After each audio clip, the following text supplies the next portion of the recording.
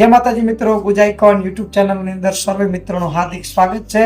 મિત્રો આજે આપણે વાવધરાની 2 કિલોમીટર દૂર ખીમાણાવાસની અંદર આવી પહોંચ્યા છે, જ્યાં આગળ બુઢેશ્વર મહાદેવ બિરાજમાન છે, જે પૌરાણિક અને ઐતિહાસિક વર્ષો જૂનું મંદિર અહીંયા આવેલું છે। અને કહેવામાં આવે છે કે બાજુની અંદર સ્વયંભૂ ગંગા પણ પ્રગટતા હતા।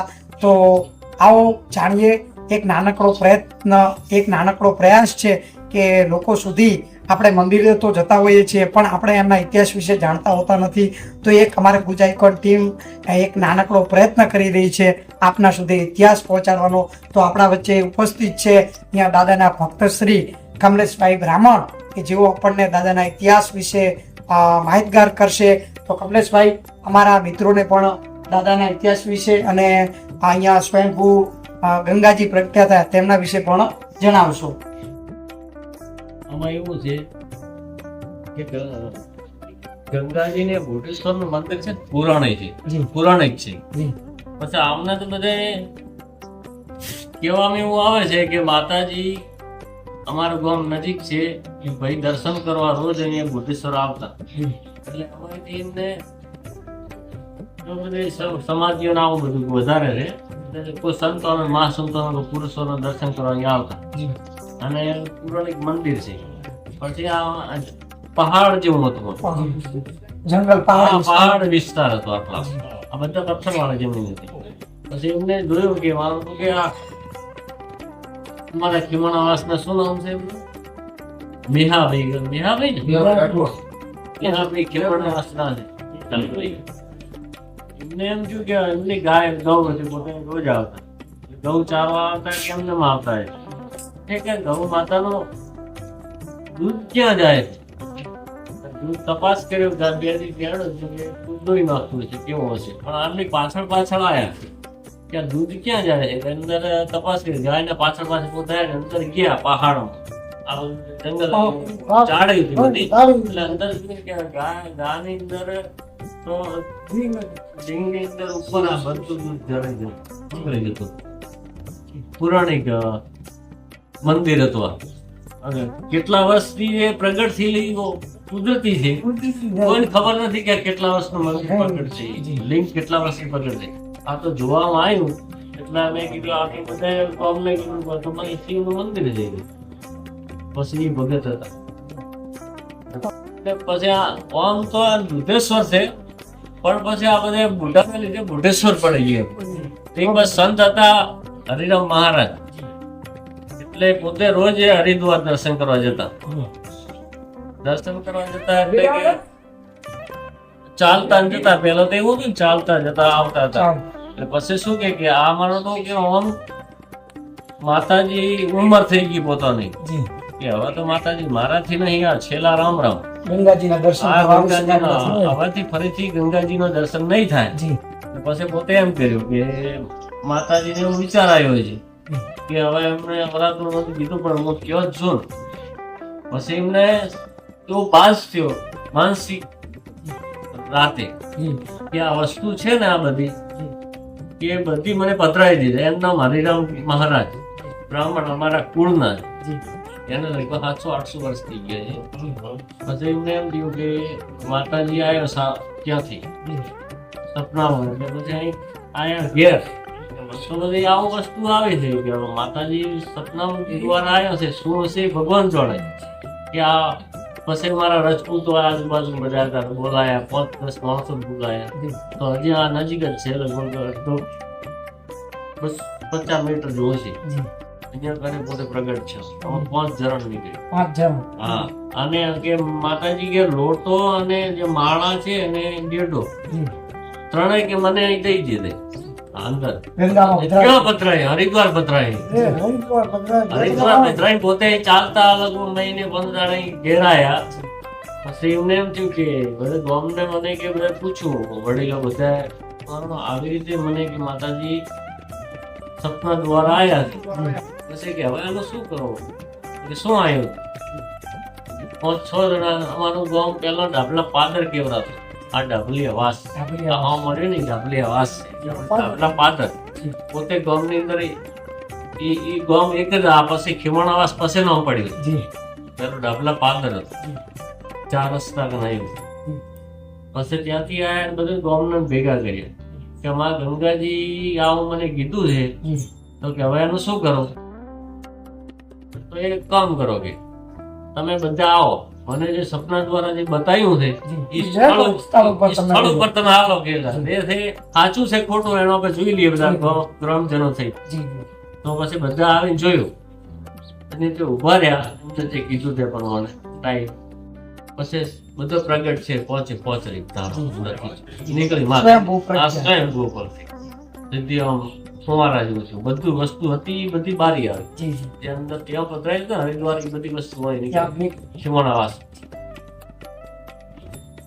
આપે પણ જોયું છે? હા મેં જોયું. હા જોયો પેલા શું હતું ખબર પછી તમે જે અંદર તમારા જે શ્રદ્ધાળુ આવે ને દર્શન આપો માતાજી દર્શન આપો બસ તો ઓટોમેટિક પ્રગટતા માતાજી દર્શન આપો. કેટલા માણસો આવે પૌરાણિક મંદિર છે. અને પછી ત્યાંથી આવતા આવતા ગંગાજી અહીં આવીને પાછળથી રાઉન્ડ મારીને અંદર પાછળ સમાઈ જતો. શિવની મંદિર હા શિવને રાઉન્ડ મારી સમાઈ જતો. શિવજીના રાજ્ય મેં સાખો સાખ જોયેલું હતું.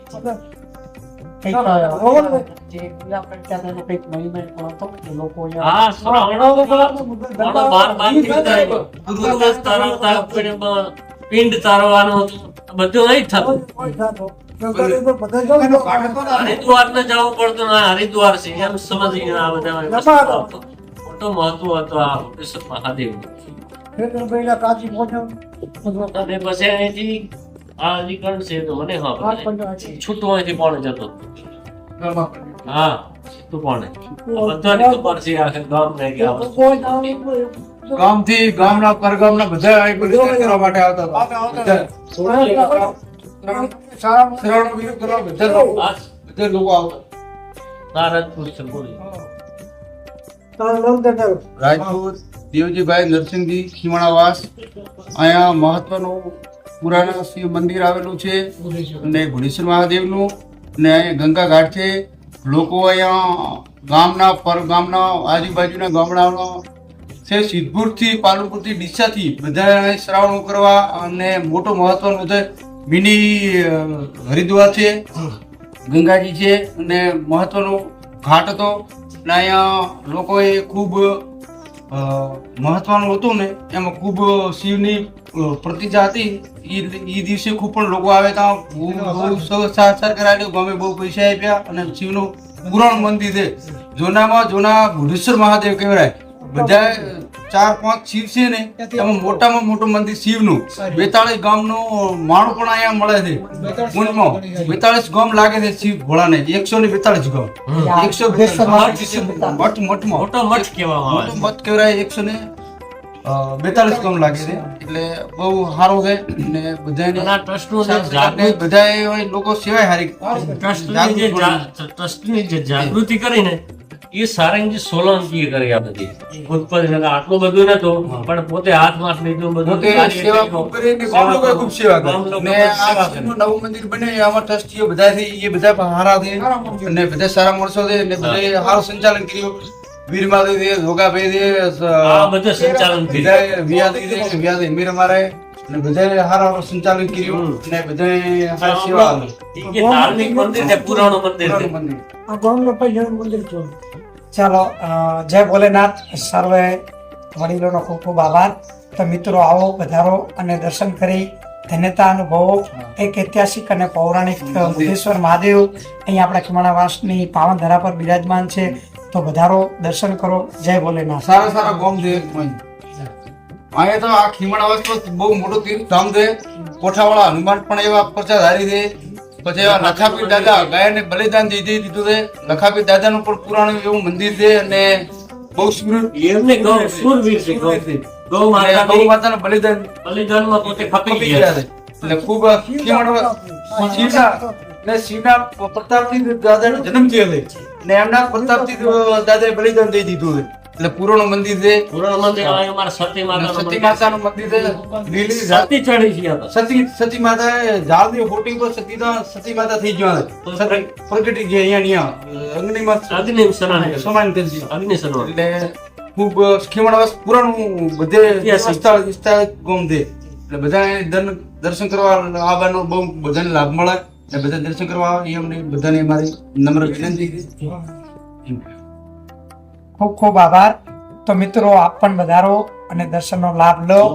અને અહીંયા ખીમાણા વાસ એટલે આમ ઐતિહાસિક અને પૌરાણિક મંદિરોની ધરા કહી શકાય કે જ્યાં સુરવીર પાક્યા હોય એવી ઐતિહાસિક ધરા ખીમાણા વાસની કે જ્યાં આગળ અમને પણ દર્શનનો લાભ મળ્યો અને આપ પણ દર્શન કરી અને ધન્યતા અનુભવો. જય ભોલેનાથ.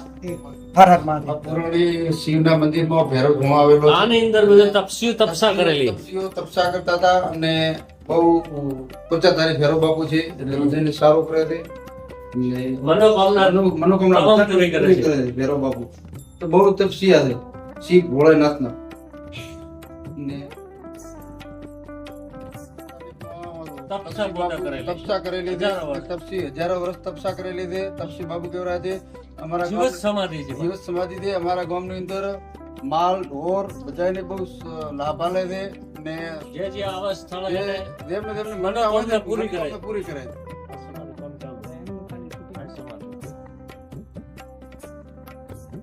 બાપુ છે ને એ જોયું ને આપણે પેલી સંજયપુરી બાપુ એમ કહેવામાં આવે છે કે હનુમાનજી ઉડીને કે એમને સમાધિનું ચોકી કરવા માટે આ પહાડ હતું જંગલમાં એમ કહેવામાં આવે છે ઇતિહાસમાં કે હનુમાનજી ચોકી કરતા હતા. જે સંજયપુરી બાપુ છે એમને ચોકી કરવા માટે સ્પેશિયલ સમાધિનું ચોકી કરવા માટે પોતાની આવેલો મંદિર.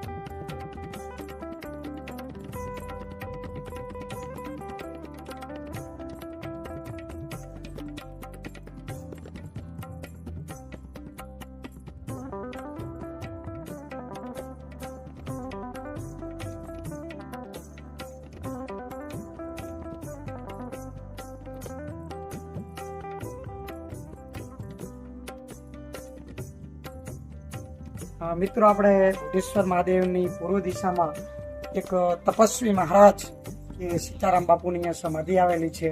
અને આજુબાજુ તમે જોઈ શકો છો ચારે બાજુ જંગલ વિસ્તાર અને પહાડી વિસ્તાર છે. તો સીતારામ બાપુ વિશે પણ થોડી માહિતી આપશે આપણને. અહીંયા બુઢેશ્વર મહાદેવના સ્થળમાં એક સીતારામ બાપાની તપસ્વીને કારણે જીવત સમાધિ લીધેલી છે. એમનું મનોકામના સબનું પૂરું કરે છે તપસી બાપુ સીતારામ બાપા. અને બહુ પ્રજાધારી છે. એટલે ખૂબ વિશ્વાસ છે લોકોને.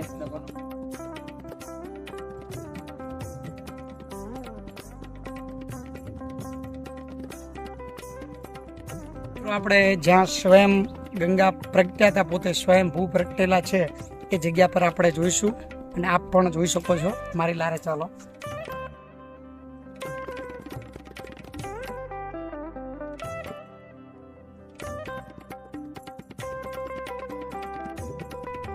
મિત્રો આપણે બુઢેશ્વર મહાદેવની પૂર્વ દિશાની અંદર કે જ્યાં ગંગાજી સ્વયંભૂ પ્રગટેલા હતા તો ત્યાં આગળ આપણે આવી પહોંચ્યા છીએ.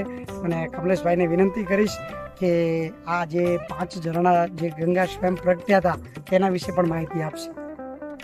આ પોતાના જે પૌરાણિક જે માતાજી પ્રગટ્યા ને આ સ્થળ જી અહીંથી જ નીકળેલા માતાજી. જી અહીંથી ને પાછા રાઉન્ડ મારીને અને ત્યાંથી પાછા અલોપ થઈ જતા જી બુઢેશ્વર માતાના પાછળ. આ રહ્યું આ મેન સ્થળ. મેન આ સ્થળ અહીંથી પ્રગટ અહીંથી પછી કુંડી એક અમારા બારોટજી હતા એમને બંધાવી હતી. પછી લગભગ આ બંધ થયા ને લગભગ કેટલા 25 વર્ષ જેવું થયું છે. 25 વર્ષ જેવું અંદર થયું છે. આ મેન સ્થળ ગંગાનું. અને વચ્ચે જ્યારે 2017-18 પણ અહીંથી ગંગાજી સ્વયંભૂ પ્રગટ્યા હતા. હા પ્રગટ્યા હતા. અને આપે પણ અહીં એમના સાક્ષી છો. હા સાક્ષી બે જોયેલો હું લાયેલો છું અહીં. અને પછી અહીંથી ને પાણી નીકળતું ને માતાજી દર્શન આવે એટલે હું પોતે ઉભરાતા અહીંથી. એટલે આ મેન સ્થળ આ અહીંયાથી શિવ ભોળાના મંદિર ત્યાં સુધી સેમ રાઉન્ડ મારી ને ત્યાં સમાઈ સમાઈ જતો હતો માતાજી. આ મેન સ્થળ મેન આવ્યું છે. જી મિત્રો, આજે આપણો આ છે વાવધરાનો અમર વારસો કે જ્યાં આગળ આપણે જોવા જઈએ તો ઇતિહાસના ઇતિહાસો આપણે જો મુલાકાત લઈએ તો આપણને ઇતિહાસોની માહિતી આપણને પ્રાપ્ત થાય છે કે જે અહીંયા આગળ સ્વયંભૂ ગંગાજી પ્રગટતા હતા. મને પણ જાણીને બહુ આનંદ થયો. આપ પણ વધારો અને આ રોચક સ્થળો જે પૌરાણિક સ્થળો છે તેની પણ માહિતી મેળવો અને દર્શન કરી ધન્યતા અનુભવો.